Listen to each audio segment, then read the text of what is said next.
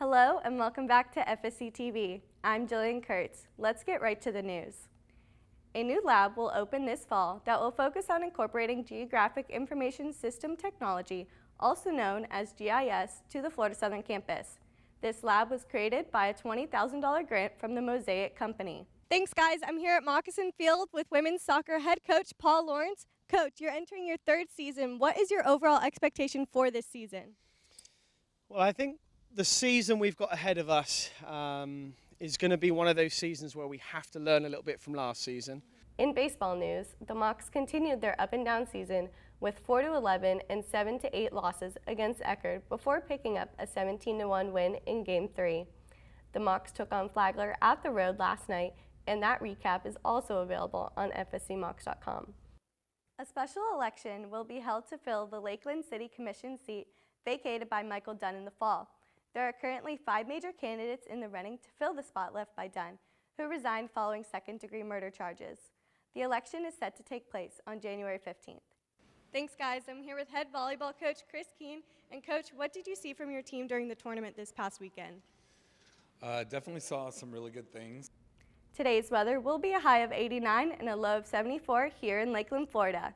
Be sure to pack your umbrella as there is an 80% chance of rain throughout your Tuesday.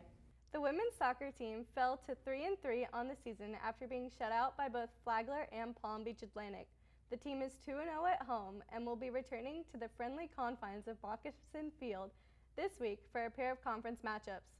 The girls will take on Rollins tonight and Nova Southeastern on Saturday, with both games scheduled to begin at 7 p.m. The partial government shutdown that began in December is still in effect and may extend for months or even years, according to President Trump. The president is looking for $5 billion to fund a border wall in next year's budget, and House Democrats refused the funding, causing the shutdown.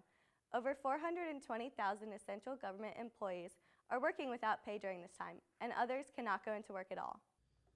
In volleyball news, the Mocs are in the midst of a tough stretch that saw them drop 3 consecutive road matchups.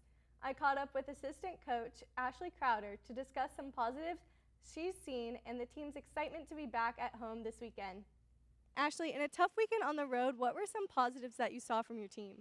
Yeah, we started out conference on the road, which is always tough. But according to multiple news sources, the world-famous Notre Dame Cathedral in Paris, France caught fire Monday at approximately 6:30 p.m. Paris time.